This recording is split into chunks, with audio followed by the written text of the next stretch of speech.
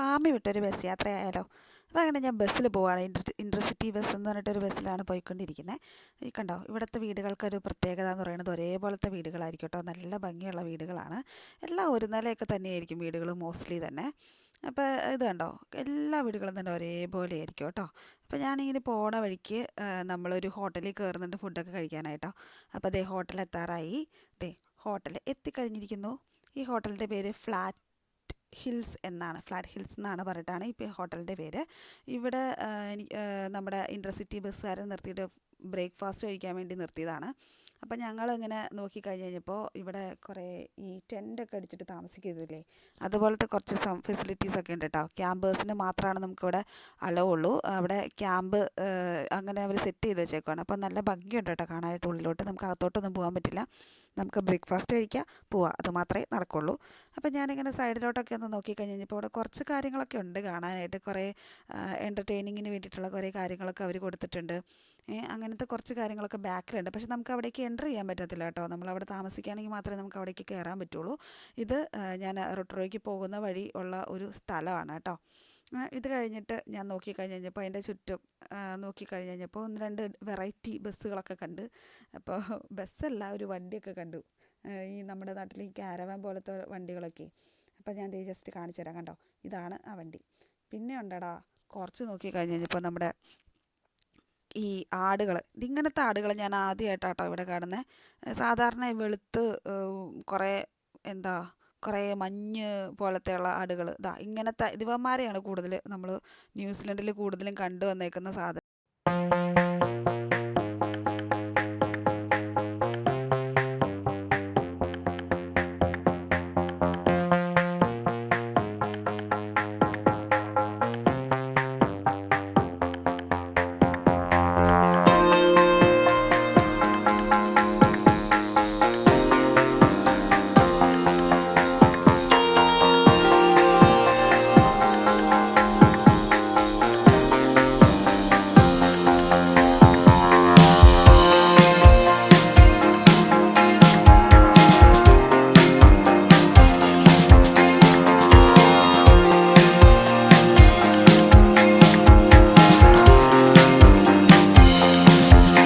ഇവിടെ നമ്മൾ നോക്കിക്കഴിഞ്ഞാൽ കുറേ സ്ഥലത്ത് ഇതുപോലത്തെ ആടുകളെ കാണാം കേട്ടോ. വെള്ളാടുകളാണ് കൂടുതലും. ഇങ്ങനത്തെ കണ്ടോ, ഞാൻ നേരത്തെ പറഞ്ഞില്ലേ, ഇതുപോലത്തെ ആടുകളായിരിക്കും കൂടുതൽ.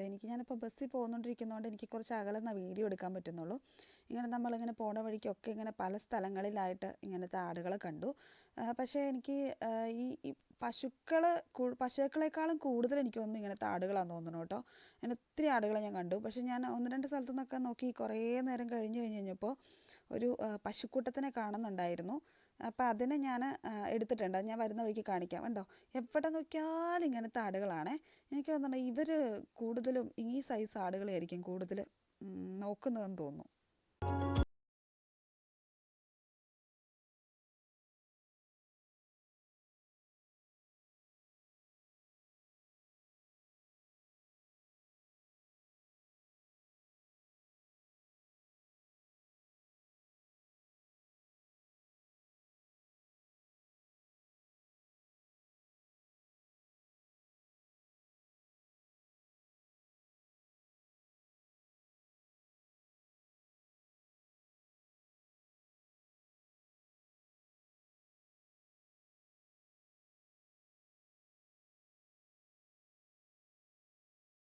വെച്ചിരുന്നു നമ്മുടെ വീഡിയോ എടുക്കലൊന്ന്. പക്ഷെ ഞാൻ പോണ വഴിക്ക് ഒരു ഭംഗിയുള്ളൊരു കാഴ്ച കണ്ടു. കണ്ടോ, മഞ്ഞുമലയാണത്. കണ്ടോ, നല്ല ഭംഗിയില്ലേ കാണാനായിട്ട്. ഇത് ഒരു ഭാഗത്ത് ഒരു സൈഡിൽ മഞ്ഞുമലയും ഒരു സൈഡിൽ മറ്റേ കരുവാളിച്ച് എന്താ പറയുക, ഉണങ്ങി വരണ്ട് കിടക്കുന്ന ഒരു സ്ഥലവും. അങ്ങനെയാണ് എനിക്ക് കണ്ടത്. ഞാൻ പോണ വഴിക്ക് കാണിച്ചു തരാം. ഇതിപ്പോൾ ബസ് ഇവിടെ നിർത്തിയിട്ട് കഴിഞ്ഞപ്പോൾ നല്ല പെർഫെക്റ്റായിട്ട് എനിക്ക് മഞ്ഞുമല കിട്ടി. അപ്പോൾ അതുകൊണ്ട് ഞാൻ അതൊന്ന് എടുത്താ കേട്ടോ. ദേ വണ്ടി ഓടിക്കുന്ന അപ്പച്ചനാ പോകുന്നത് അതിൻ്റെ ഇടയിൽ കൂടി. കണ്ടോ, ഇതാണ് ഒരു സൈഡ് മൊത്തം കരിഞ്ഞ് ഉണങ്ങി വരേണ്ട മാതിരി ഇരിക്കുന്നു. ഈ സൈഡ് ആണ് മൊത്തം കരിഞ്ഞ് ഉണങ്ങിയിരിക്കുന്നത്. ഇനി അടുത്ത സൈഡ് നേരെ ഓപ്പോസിറ്റ് ആട്ടോ, മഞ്ഞുമലയാണ്. അത് ഞാൻ കാണിച്ചു തരാവേ. ഈ സ്ഥലത്തിൻ്റെ പേരെന്താണെന്നറിയോ? ഡിസേർട്ട് റോഡ് എന്നാണ് ഈ സ്ഥലത്തിൻ്റെ പേര്. ഒരു സൈഡിൽ നല്ല ഭംഗിയുള്ള മഞ്ഞുമലയും ഒരു സൈഡൊക്കെ വരണ്ടുണങ്ങിയുമായിട്ടാണ് ഇരിക്കുന്നത്. നിങ്ങൾ ഗൂഗിളിൽ അടിച്ച് നോക്കിയാൽ കാണാനായിട്ട് സാധിക്കും.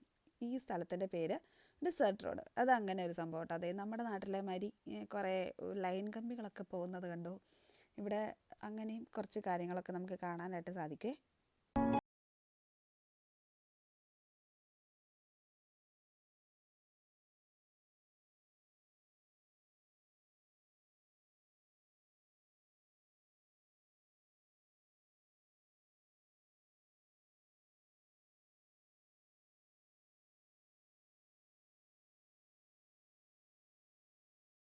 പറയാതിരിക്കാൻ പറ്റത്തില്ല കേട്ടോ. ഇവിടുത്തെ റോഡുകളൊക്കെ നല്ല റോഡുകളാണ്. അതുപോലെ തന്നെ വണ്ടി ഓടിക്കുന്ന ആളുകളൊക്കെ നല്ല കൃത്യമായിട്ട് വണ്ടി ഓടിക്കത്തുള്ളൂ. ഉണ്ടാവും, എല്ലായിടത്തും ഉള്ള പോലെ തന്നെ ഇവിടെയുണ്ട് കുറേ ആൾക്കാർ. വളരെ ചുരുക്കം ആൾക്കാർ മാത്രമാണ് റൂൾസ് തെറ്റിച്ചോ അങ്ങനെയൊക്കെ വണ്ടി ഓടിക്കുന്നുള്ളൂ. പക്ഷേ എല്ലാവരും തന്നെ അവനവൻ്റെ കാര്യം നോക്കി റൂൾസും ഫോളോ ചെയ്ത് വണ്ടി ഓടിക്കുന്നതാണ്. പിന്നെ ഇവിടെയുള്ളൊരു പ്രത്യേകത എന്ന് വെച്ച് കഴിഞ്ഞാൽ 65, 70, 80 വയസ്സായ ആൾക്കാരൊക്കെ ആയിരിക്കും വണ്ടി ഓടിക്കുന്നത്. ഞാൻ നോക്കിക്കഴിഞ്ഞപ്പോൾ ഉണ്ടല്ലോ, ഞാൻ നേരത്തെ നിങ്ങളെ കാണിച്ചു തന്നില്ലായിരുന്നോ എൻ്റെ വണ്ടിയുടെ ഡ്രൈവറെ? പുള്ളിക്കാരനുണ്ടല്ലോ എങ്ങനെ പോയാലും ഒരു 70 വയസ്സെങ്കിലും ഉണ്ട്. അപ്പച്ചനെ മര്യാദയ്ക്ക് നടക്കാൻ പോലും പറ്റുന്നില്ല, ഇങ്ങനെ കിടന്ന് വിറയ്ക്കുവാണേ. എന്നിട്ട് പുള്ളി സുഖമായിട്ട് വണ്ടി ഓടിക്കുക. അപ്പോഴാണ് ഞാൻ അറിഞ്ഞത് ഇവിടത്തുകാർക്ക് നമുക്ക് ഇഷ്ടമുള്ളപ്പോൾ റിട്ടയർഡ് ആയാൽ മതിയെന്ന്. അപ്പം റിട്ടയർഡ് ആയിട്ടില്ലെന്നുണ്ടെങ്കിൽ ആ ജോലി ചെയ്യുന്ന പൈസ അതുപോലെ തന്നെ പെൻഷൻ കാശും കിട്ടും. അപ്പോൾ പിന്നെ ഇവർ റിട്ടയർഡ് ആവേണ്ട ആവശ്യമില്ലല്ലോ. അപ്പോൾ അതുകൊണ്ടായിരിക്കും എല്ലാവരും തന്നെ പറ്റാവുന്ന അത്രയും കാലം ജോലിക്ക് പോകുന്നുണ്ട്. പിന്നെ ഇവിടുത്തെ നമ്മുടെ നാട്ടിലെ പോലെ അല്ലല്ലോ, മക്കളും മരുമക്കളും ഒക്കെ അവർ കൊണ്ടുവരുന്ന കാശ് കൊണ്ടല്ല അവർ ജീവിക്കുന്നത്. ഇവർ സ്വന്തമായിട്ട് ജോലിയെടുത്ത് ജീവിക്കാനായിട്ട് കൂടുതൽ അങ്ങനെ ചെയ്യുന്ന ആളുകളാണ്. നമ്മുടെ നാട്ടിൽ സ്വന്തമായിട്ട് ജോലി ചെയ്ത് ജീവിക്കുന്ന ഒത്തിരി ആളുകളുണ്ട് കേട്ടോ, അതില്ലാന്നൊന്നും ഞാൻ പറയുന്നില്ല. പക്ഷേ ഇവിടെയുള്ളവർ നമ്മുടെ നാട്ടിൽ നിന്നൊക്കെ പറഞ്ഞാൽ ഇച്ചിരി പ്രായമായി കഴിഞ്ഞാൽ ആരെങ്കിലും ജോലിക്ക് പോകുമ്പോഴത്തേനും പറയും, ആ ഇത്ര നാളായിട്ടും ഈ പ്രായമായിട്ട് അവരെ ജോലിക്ക് കിട്ടുമെന്ന് പറയും. പക്ഷെ ഇവിടെ അങ്ങനെയല്ല, ജോലിക്ക് പോയില്ലെങ്കിലേ പറയുള്ളൂ അയ്യോ ഇവരെന്താ ജോലിക്ക് പോകാത്തതെന്നുള്ള രീതിയിൽ. അപ്പം അതുകൊണ്ട് അതൊരു പോസിറ്റീവായിട്ടുള്ള കാര്യമായിട്ട് എനിക്ക് തോന്നുന്നു കേട്ടോ. ഈ ജോലിക്ക് പോണതിനൊപ്പം ആ ജോലി ചെയ്യുന്ന പൈസ അതുപോലെ തന്നെ പെൻഷൻ കാശും കിട്ടുകയെന്ന് വെച്ച് കഴിഞ്ഞാൽ എന്താ പുളിക്കുമോ? അപ്പം അതുപോലെ അവർ വാങ്ങിച്ചെടുക്കുന്നത്. ഇപ്പം ഇവിടെ എത്ര കാലം വേണമെങ്കിലും ജോലി ചെയ്യാം. നമ്മൾക്കാണെങ്കിലും റെസിഡൻസിയൊക്കെ കിട്ടിക്കഴിഞ്ഞാൽ, സിറ്റിസൺഷിപ്പൊക്കെ കിട്ടിക്കഴിഞ്ഞാൽ എത്ര കാലം വേണമെങ്കിലും ജോലി ചെയ്യാം. ഇവിടെ അങ്ങനെ ഒരു പ്രശ്നമില്ലാത്തൊരു രാജ്യമാണ്. അതുകൊണ്ട് തന്നെ ആയിരിക്കണം കൂടുതൽ ആൾക്കാരും ഈ ന്യൂസിലൻഡ് പ്രിഫർ ചെയ്യുന്നതെന്ന് എനിക്ക് തോന്നുന്നു. അതുകൊണ്ട് എന്താ, ഒത്തിരി ഇന്ത്യൻ റെസ്റ്റോറൻറ്റുകളൊക്കെ ഇവിടെ കാണാം കേട്ടോ. അവിടെ പോയാലും ഏഷ്യൻ റെസ്റ്റോറൻറ്റുകളും ഇന്ത്യൻ റെസ്റ്റോറൻറ്റുകളൊക്കെ ഇപ്പം ന്യൂസിലൻഡിൽ സുലഭമാണ്. എവിടെ പോയാലും നമുക്ക് കാണാൻ പറ്റും, എവിടെ നിന്ന് വേണമെങ്കിലും കഴിക്കുകയും ചെയ്യാം. അപ്പം അതുകൊണ്ട് ആരും പേടിക്കണ്ട, നാട്ടിലെ ഫുഡ് കഴിക്കാൻ പറ്റില്ല എന്നുള്ളൊരു വിഷമമൊന്നും വേണ്ട. പക്ഷെ എന്താ പ്രശ്നം എന്ന് വെച്ചാൽ ഫ്രോസൺ ഫുഡ് മാത്രമേ കിട്ടുള്ളൂ. എല്ലാവരും ഫ്രഷ് കഴിക്കാമെന്ന് വിചാരിച്ച് ഇങ്ങോട്ട് വരണ്ട. ഇവിടെ കൂടുതലും കിട്ടുന്നത് നമ്മുടെ ഫ്ലവേഴ്സും അതുപോലെ തന്നെ ഫ്രൂട്ട്സ് അങ്ങനത്തെ കാര്യങ്ങളൊക്കെയാണ് കേട്ടോ. അപ്പം അതുകൊണ്ട് അതൊക്കെ നമുക്ക് ഫ്രഷ് ആയിട്ട് തന്നെ കിട്ടും.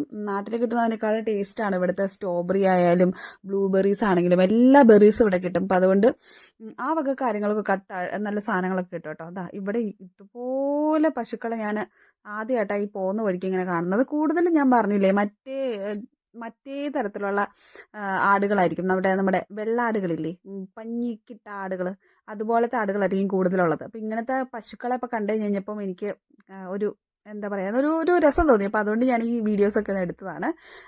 നിങ്ങൾക്ക് ഇഷ്ടപ്പെട്ടിട്ടുണ്ടാവും ഇതൊക്കെ. അപ്പം നമ്മുടെ റൊട്രോവ് എത്താറായിട്ടോ, ഇനി കുറച്ചും കൂടെ ദൂരമുള്ളൂ. അപ്പം ഞാൻ തൽക്കാലത്തേക്ക് എൻ്റെ വീഡിയോ അവസാനിപ്പിക്കുകയാണ്. ഇനി ഞാൻ റൊട്രോവിൽ ചെന്നിട്ട് എൻ്റെ ജോലിക്കൊക്കെ കയറിയിട്ട് അവിടുത്തെ വിശേഷങ്ങളായിട്ട് ഞാൻ വീണ്ടും വരുന്നതായിരിക്കും. അപ്പം എല്ലാവരും എൻ്റെ വീഡിയോസ് വീണ്ടും കാണുക. എന്തെങ്കിലും കാര്യങ്ങൾ പുതിയ അപ്ഡേഷൻ ഉണ്ടെങ്കിലൊക്കെ പരമാവധി ഞാൻ അറിയിക്കാനായിട്ട് ശ്രമിക്കാം. പക്ഷെ കുറച്ച് തിരക്കുള്ളതുകൊണ്ട് എങ്ങനെയായിരിക്കുമെന്ന് എനിക്കറിയില്ല. എനിവേ നമുക്ക് വീണ്ടും കാണാം. അതുവരേക്കും ബൈ.